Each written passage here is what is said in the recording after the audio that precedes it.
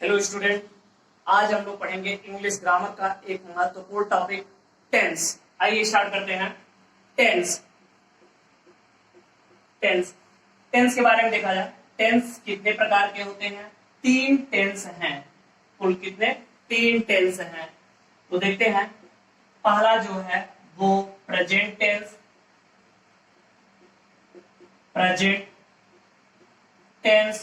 दूसरा जो है पास्ट टेंस और तीसरा जो है फ्यूचर टेंस। ठीक है। हर टेंस के 4 पार्ट हैं। कौन कौन से? देखिए, जैसे प्रेजेंट के जो 4 पार्ट हैं वो कौन कौन से हैं? पहला सिंपल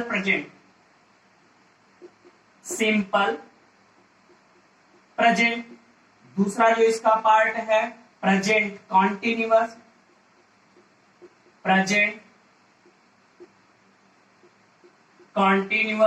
फिर जो थर्ड पार्ट है प्रेजेंट परफेक्ट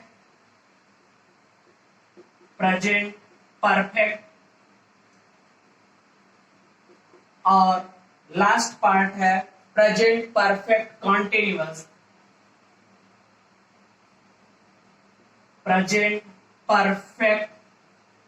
कॉन्टिन्यूअस।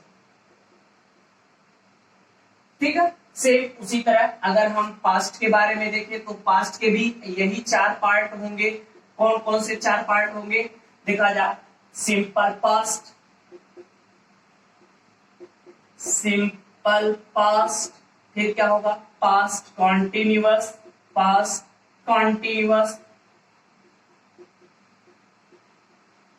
ठीक है। फिर पास्ट परफेक्ट और फिर होगा past perfect continuous. Past perfect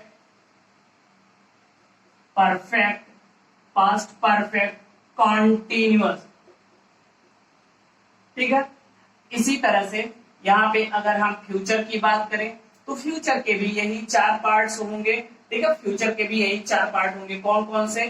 पहला सिंपल फ्यूचर,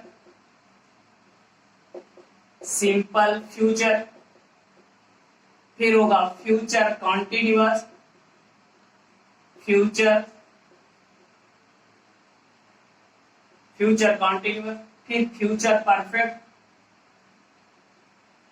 फ्यूचर परफेक्ट और फिर होगा फ्यूचर परफेक्ट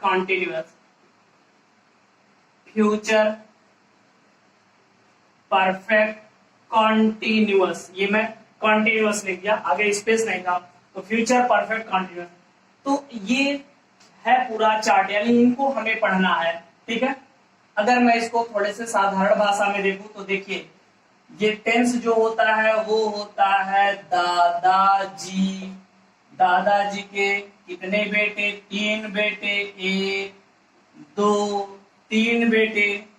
हर बेटे के कितने खुद के बेटे हुए? 4 हैं। ठीक है। तो इस तरह से देखा जाए। आइए हम लोग एक एक करके चर्चा करेंगे। तो टेंस को पढ़ने से पहले हम सबसे पहले हेल्पिंग वर्ब और मेन वर्ब का चार्ट देखेंगे, फिर इनके डिटेल्स को देखेंगे, कैसे इनको अप्लाई किया जाता है वो देखेंगे। आइए चार्ट्स को देखते हैं। सबसे पहले हम लोग हेल्पिंग वर्ब का चार्ट देखेंगे। आइए देखा जाए। ये टेंस है, टेंस हम लोग पढ़ रहे हैं और जिसमें हेल्पिंग वर्ब चार्ट बनाने की कोशिश की जा रही है। देखा जाए हेल्पिंग वर्ब चार्ट क्या है। इसमें इस चार्ट में देखा जाए कितने कुल कॉलम्स है, इसको आप ध्यान से देख लीजिएगा। ठीक है। यहाँ पे मैं टेंस को लिख रहा हूँ, कौन कौन से हमारे टेंस हैं उनके बारे में देखा जाएगा। और इधर मैं लिखूंगा उनके पार्ट्स को। ये इसका पार्ट है, ये इधर पार्ट, और ये जो होगा ये टेंस। कौन कौन से टेंस हैं? पहला है प्रेजेंट और दूसरा है पास्ट और तीसरा है फ्यूचर। ठीक है। सबके कितने पार्ट? 4 पार्ट। पहला कौन सा पार्ट है? पहला है सिंपल, मतलब सिंपल प्रेजेंट। ठीक है। और दूसरा होता है कॉन्टिन्यूअस। फिर नेक्स्ट होता है परफेक्ट और आगे होता है perfect continuous, perfect continuous, perfect continuous. ठीक है, तो ये हो गया चार्ट। इसका मतलब अगर मैं कहूं कि ये ब्लॉक किस टेंस को आइडेंटिफाई करेगा, सिंपल प्रेजेंट को। ये ब्लॉक किसको आइडेंटिफाई करेगा, देखिए ये किसके सामने, प्रेजेंट के सामने, परफेक्ट के नीचे, यानी कि प्रेजेंट परफेक्ट को बताएगा। अच्छा, इस ब्लॉक के बारे में बताइए, ये किसको आइडेंटिफाई करेगा, देखिए कॉन्टिन्यूअस के नीचे है, पास्ट के सामने, यानी पास्ट कॉन्टिन्यूअस को बताएगा। ठीक है, आइए हम हेल्पिंग वर्ब के बारे में बात करते हैं। इसमें हेल्पिंग वर्ब के बारे में मतलब किस टेंस में कौन सी हेल्पिंग वर्ब यूज होती है। हेल्पिंग वर्ब का बड़ा ही महत्वपूर्ण रोल होता है। जैसे आपके एग्जाम में क्वेश्चन पूछा जाता है कि बताइए इस सेंटेंस को देख करके बताइए ये किस टेंस का सेंटेंस है, तो आप हेल्पिंग वर्ब की हेल्प से ही आप बता पाएंगे कि वो टेंस, वो जो सेंटेंस लिखा है वो किस टेंस का है। तो आइए हेल्पिंग वर्ब याद रखिएगा, तो ध्यान दीजिएगा। सिंपल प्रेजेंट, तो सिंपल प्रेजेंट की दो हेल्पिंग वर्ब होती है, एक होती है डज और एक होती है डू। एक डज और एक डू। डज किसके साथ लगता है, जब सब्जेक्ट सिंगुलर हो, और डू किसके साथ लगता है, जब सब्जेक्ट प्लूरल हो। तो मैं यहां छोटा सा लिख देता हूं कि सब्जेक्ट सिंगुलर हो, SING, मैं ऐसे बस सिंगुलर लिख दिया। और ये डू कब लगता है, जब सब्जेक्ट कैसा हो, प्लूरल हो। ठीक है, अच्छा सबसे बड़ी बात यह है कि ये डज और डू किसी सेंटेंस में लगते तब हैं जब वो सेंटेंस निगेटिव हो, या इंट्रोगेटिव हो, या इंट्रोगेटिव निगेटिव हो, यानी कि अफर्मेटिव सेंटेंस में ये हेल्पिंग वर्ब नहीं लगते हैं। तो अभी घबराने की जरूरत नहीं है कि क्या बोल रहे हैं, अभी जब मैं एग्जांपल करवाऊंगा तो वहां ज्यादा समझ में आएगा। ठीक है, बस आप यहाँ पे देखते चलिए। ये कॉन्टिन्यूअस, प्रेजेंट कॉन्टिन्यूअस की तीन हेल्पिंग वर्ब, कौन कौन सी हेल्पिंग वर्ब होती है, इज, एम, आर। इज किसके लिए होता है, इज जो होता है वो सिंगुलर सब्जेक्ट के लिए होता है। सिंगुलर सब्जेक्ट मतलब जिससे किसी एक पर्सन के बारे में जानकारी मिले, जैसे ही, सी, इट। ठीक है, बॉय, गर्ल, ये। एम सिर्फ आई के लिए होता है, यानी कि आई सब्जेक्ट अगर रहेगा तो वहां हेल्पिंग वर्ब एम यूज किया जाएगा। और आर यूज होता है प्लूरल सब्जेक्ट के साथ, अगर सब्जेक्ट प्लूरल हो, यानी कि जहां पे बहुत सारे लोगों के बारे में बात की जा रही हो, एक से ज्यादा लोगों के बारे में बात की जा रही हो, वहां पे उसे प्लूरल सब्जेक्ट बोलते हैं, जैसे दे, बॉयज, गर्ल्स। तो वहां पे हम आर का यूज करेंगे। ठीक है, अभी बातें ज्यादा क्लियर होंगी जब हम एग्जाम्पल करेंगे। यहाँ घबराने की जरूरत नहीं है कि ये क्या हो रहा है, सब कुछ क्लियर रहेगा एग्जाम्पल में। प्रेजेंट परफेक्ट की दो हेल्पिंग वर्ब होती है, एक होती है हैज और दूसरी होती है हैव। हैज कब लगता है, सिंगुलर सब्जेक्ट के साथ, जब सिंगुलर सब्जेक्ट हो तो हैज लगता है। और हैव कब लगता है, जब प्लूरल सब्जेक्ट हो। ठीक है, अब उसी तरह अगर हम प्रेजेंट परफेक्ट कॉन्टिन्यूअस के बारे में बात करें तो इसकी दो हेल्पिंग वर्ब होती है, हैज बीन और क्या होती है, हैव बीन। ठीक है, हैज बीन और हैव बीन। हैज बीन किसके साथ यूज किया जाएगा, जब सब्जेक्ट सिंगुलर हो, और हैव बीन कब यूज किया जाता है, जब सब्जेक्ट प्लूरल हो। बातें क्लियर है। एक चीज मैं आपको यहाँ बताना चाहूंगा कि आई एक ऐसा सब्जेक्ट है जो प्रेजेंट टेंस में हमेशा प्लूरल जैसा ट्रीट किया जाता है। मतलब प्लूरल की हेल्पिंग वर्ब्स यूज की जाती हैं आई के साथ। ओ माय गॉड, आई मींस मैं, प्लूरल। हाँ भाई हाँ, इंग्लिश ग्रामर में प्रेजेंट टेंस की सिर्फ मैं बात कर रहा हूं। यहाँ पे आई के साथ प्लूरल हेल्पिंग वर्ब लगाया जाएगा, प्लूरल का। जैसे कभी भी आई हैज नहीं लिखा जाएगा, आई हैव लिखा जाएगा, आई हैव बीन लिखा जाएगा। ठीक है, ये बातें समझे। आई के साथ डज नहीं लगेगा, आई के साथ डू लगेगा, आई डू नॉट। ठीक है, ऐसा कुछ सेंटेंस बनता है। बातें समझ में आ रहा है ना। आइए हम पास्ट के बारे में बात करते हैं। पास्ट यानी सिंपल पास्ट की एक ही हेल्पिंग वर्ब होती है, डिड। क्या होती है, डिड। और वो भी ये कब यूज किया जाता है, जब हमारा सेंटेंस नेगेटिव हो या इंट्रोगेटिव हो या इंट्रोगेटिव नेगेटिव हो, ठीक है, अफर्मेटिव में नहीं यूज किया जाता है। तो ये चीजें अभी आपको मैं समझाऊंगा जब एक सेंटेंस बना करके दिखाऊंगा, ठीक है। और पास्ट कॉन्टिन्यूअस की दो हेल्पिंग वर्ब होती हैं, एक होती है वॉच और दूसरी होती है वर। वॉच किसके साथ यूज किया जाता है? जब सिंगुलर सब्जेक्ट हो तो वॉच यूज किया जाता है, और जब प्लूरल सब्जेक्ट हो तो वहां पे हम वर यूज करते हैं, ठीक है। और पास्ट परफेक्ट की सिर्फ एक हेल्पिंग वर्ब होती है, वो कौन सी होती है? हैड।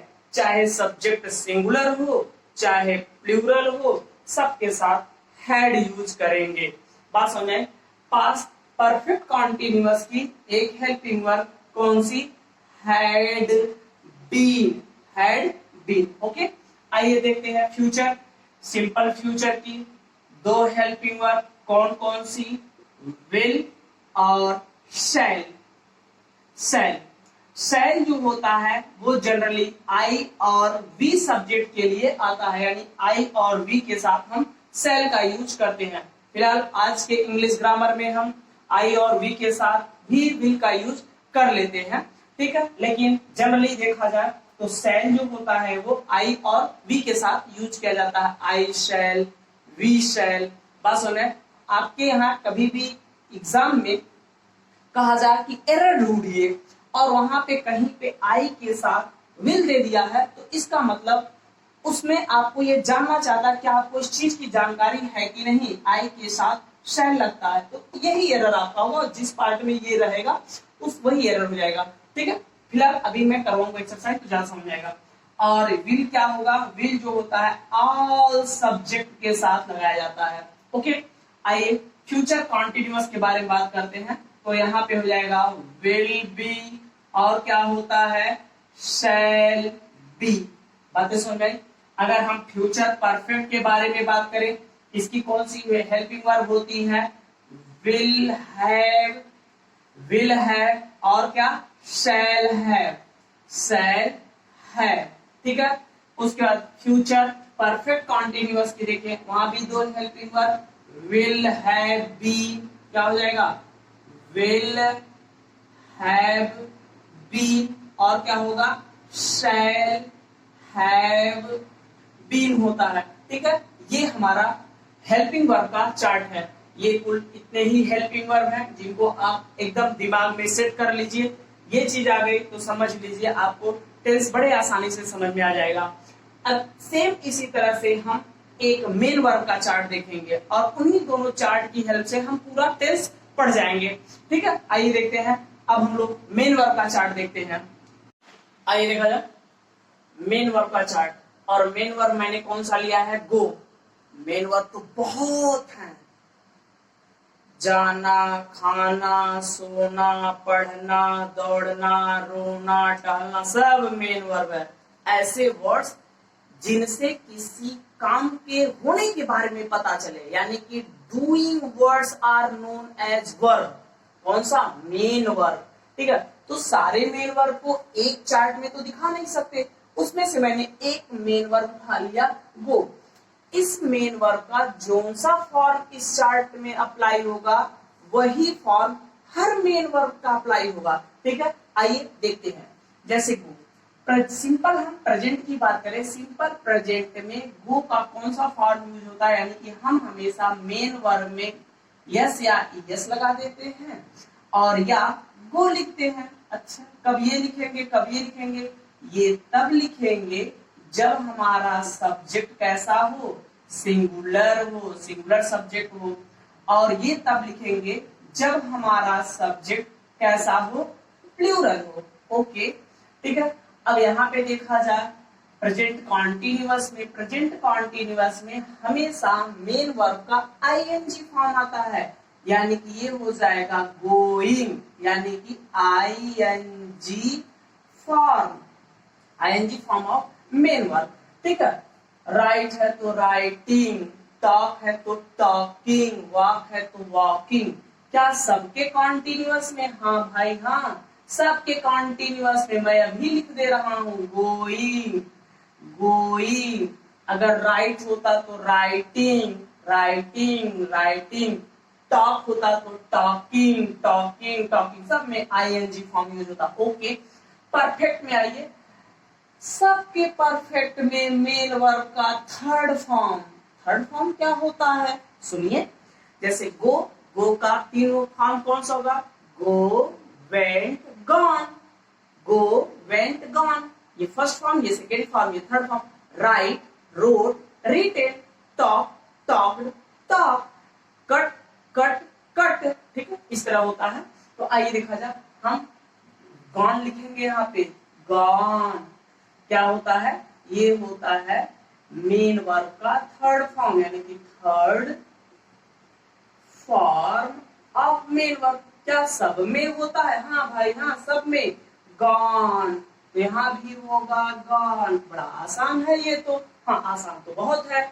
अगर हम बात करें प्रेजेंट परफेक्ट कॉन्टिन्यूअस, तो यहाँ पे मेन वर्ब का आईएनजी फॉर्म आता है, गोइंग। यहाँ पे ING form of main verb. Oh my god, इसमें अंतर कैसे करेंगे वो मैं एक्सरसाइज में बताऊंगा, कैसे अंतर करेंगे। ओके, ठीक है। तो यहाँ पे हो जाएगा गोइंग, ये भी क्या हो जाएगा? गोइंग। सब जगह कितना आसान है ना। यहाँ पे आइए, ये दो ब्लॉक छुटा हुआ है, देखिए। सिंपल पास्ट, सिंपल पास्ट में मेन वर्ब का सेकेंड फॉर्म लगता है। कब और कैसे लगता है सब एक्सरसाइज में मैं ज्यादा क्लियर करवाऊंगा। यानी कि यहाँ पे second form of the main verb, यानी कि गो का सेकेंड फॉर्म क्या होता है? वेंट होता है। यानी second form of main verb. Okay, जैसे गो का सेकेंड फॉर्म वेंट, राइट का रोड, टीच का टॉट, ऐसा होता है। फ्यूचर में क्या होगा? सिंपल फ्यूचर में हमेशा मेन वर्ब का रूट फॉर्म यानी फर्स्ट फॉर्म, यानी कि गो का फर्स्ट फॉर्म वो ही होगा। ओके, आइए हम लोग ये देख लें, इसको एक बार आप ध्यान से देख लीजिएगा, आगे एक्सरसाइज स्टार्ट किया जाए।